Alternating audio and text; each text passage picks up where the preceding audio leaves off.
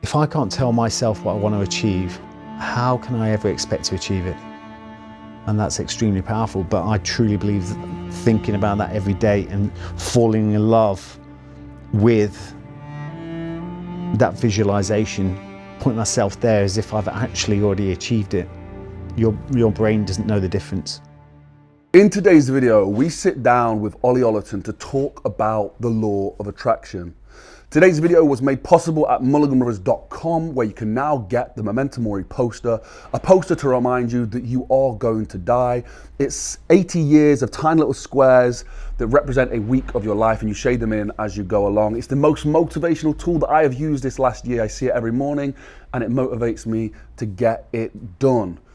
Use code STOIC with the link in the description for 10% off, where all the profits from Mulliganbrothers.com, including the t-shirt sales and the journals, go back into creating this content. But before that, law of attraction with Ollie Ollerton. Let's dive into the video. The idea of manifestation or law of attraction, that basically, like the way you said it is, everyone's using it. Yeah. I think some people don't realize they're using it because they're drawing negativity into their lives all the time. Exactly. Which is just, it's brilliant to see, because, you know, in their heads, they're probably like, it doesn't work because, you know, I want money, but I'm not getting it. Or, you know, they're drawing the negativity in all times. Their thoughts become reality. It's great. I just love the way. Yeah, but the thing is, you got to look, you know, like I've talked about, you know, your subconscious mind, you know, once you imagine like your subconscious mind, which is the driving force of who we are and what becomes our, you know, that's what makes our outside world, our reality. And that is driven by the thoughts of the mind. But it's like the blind master. It sits there with it can't see anything. It hasn't got the ability to accept or reject. Once it's impressed upon, it has to come into form. So when you look at it like that, you know, what you're saying in your conscious mind, you're impressed. It's like the blind master sitting there saying, yep, I'm going to believe anything you tell me, and I'm going to get that for you. You know what I mean? So if you've got that negative, which are predominantly negative, if we've got that negativity going around, I hate myself, I hope that doesn't happen, this, that, and the other, the more you hate on something, the more likely you are to have that in your life, more of it. You know, because the more you focus on anything, the bigger it becomes. You know, for me, when I was thinking about suicide, I sat there thinking, what's happening to me? I hate myself, I hate my outside world, I hate everything, I hate all these situations, and I just keep getting more of it. So what's the opposite of that? The opposite of that is to create the person in my mind, an image of the person that I want to be and what that represents. What does that person look like? Create that image in your mind. Okay, let's go a step further. Add feeling to that. What does it feel like to be that person? And that was the one thing that got me out of that bottomless pit of despair, that suicidal mind trap, was thinking about the person I wanted to be. Because the more you think about anything, the bigger it becomes. Yeah, that's funny you say. I remember for myself, I was like 360 pounds. I was huge at one point after I became after losing Jacob, and I could not lose the weight. I hated myself. I would say it all the time. I hate myself. I look disgusting. I don't like what I look like. I'm fat. I'm out of shape. All this kind of stuff. And the only time I had success of getting the weight back down and staying down there was when I was still like 320, 330 pounds, but I started to say, this is what I've got, and I know I'm capable of more, but I love myself, you know, I know, and I started to imagine myself as what I wanted to be, and started to feel like I was in that, and it just started slowly coming down until I was exactly where I wanted to be. But it took the shift in mindset completely to be able to do it. Yeah. What is that? So we can't be who we can't imagine ourselves to be. Is that right? Yeah, but the thing is, you're connecting to an energy. You know, you're connecting to a different energy. You look at me when I went into that house, 2014, I went in there broken and battered. And over the period of 3 months, I sat there visualizing every day about being on a stage every day, and I went into so much depth. I knew the watch I had on my wrist, it was expensive. I could feel the shoes on my feet, expensive. Everything was expensive. I could feel the shirt on my back. I lived the experience like it was happening, because the subconscious mind doesn't know the difference between a real experience and something you're telling it. But it's no fool, okay? It knows when you don't believe in yourself.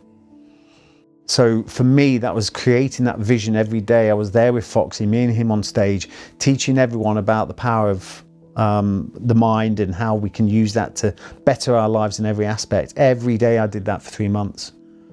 You know, at the end of that, I was like, maybe this stuff doesn't work. Shouted at the top of my voice, just give me something. 2 days later, that phone rang. Do you want to do this thing on TV? Now everyone will sit there and go, well, that was just coincidence. I don't believe in coincidence. What I believe happened there is that that opportunity at the end of that 3 months would not have come across my path when I first entered that house. But because I got myself to such a good, high vibrational state, that connected me to that opportunity. I recommend anyone, because I think for our first interview, I read your book, and there's a lot of stories about this. I think you wrote yourself a contract. Yeah, I remember that. So I recommend, I'll link it down below, the first book, and it's you know, it's huge insights into how you set everything up and use manifestation to manifestation. Is that, you know, and like reading that contract out to myself. You know, I did a contract, an official contract. And reading that out to myself, and I can remember doing that, and like the next thing to do was look in the mirror and read that to yourself. I can remember the first time I did that. I know that inner narrator, that 1,000-person audience we think we've all got, which is your ego, telling me you're a fool and you look like an idiot. What would your mates think if they saw you now? And I can remember throwing that paper down. I went, this is ridiculous, it's stupid. And I went down, sat on the sofa, and then I went,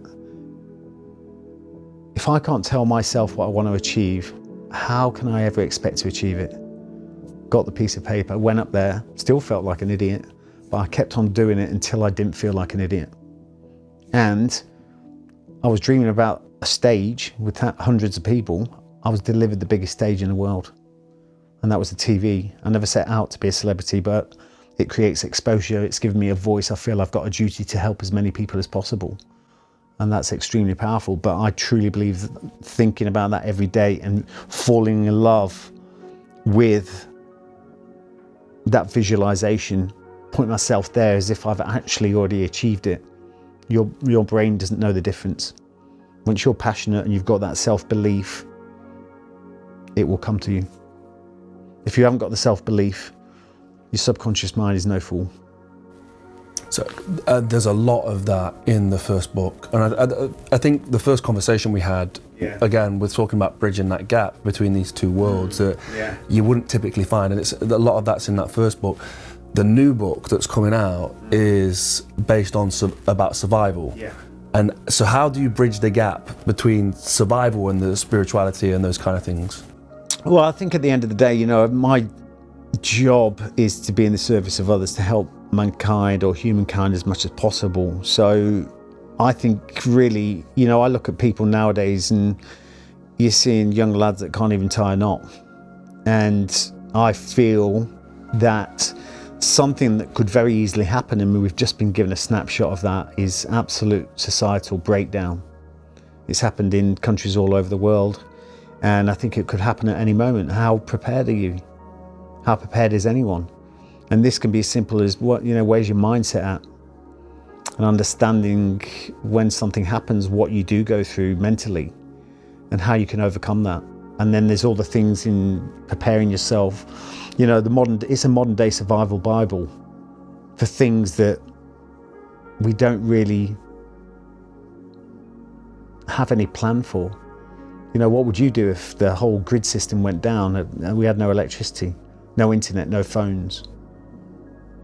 Everything just broke down overnight, the whole financial system. What would you do? So this is a book, it's the new survival Bible. It's got some traditional stuff in there. You know, as simple as, what would you do if you're out with your family one day, a country road, you had an RTC road traffic collision, your wife or your kids are bleeding out and you can't do anything? What would you do? But you need to keep them, sustain their life for an extra couple of minutes so the ambulance can get there. What would you do? The majority of people have said, I wouldn't know, I haven't got a clue what to do. Don't put yourself in that situation. Thank you so much to Ollie for doing this video with us. I'm going to link all Ollie's stuff down below where you can get his book, and his new book is due to come out as well. So please keep your eyes peeled. Ollie is one of those guys who bridges the gap between one world and another world, from the military world to the spiritual world. And I think he offers some amazing advice. So please go say hello to him. Say that Jordan sent you. Also, if you want to see what we get up to on Instagram, it's at Jordan Mulligan Brother, at Mulliganbrothers. And yeah, I can't thank you guys enough. Everybody who supported us on mulliganbrothers.com as well, you make this possible. You can now get the Memento Mori poster. It is a poster to remind you that you are going to die. It's 80 years of tiny little squares that you shade in as you go along. And yeah, I wake up every single day, I see 30 years worth of squares shaded in.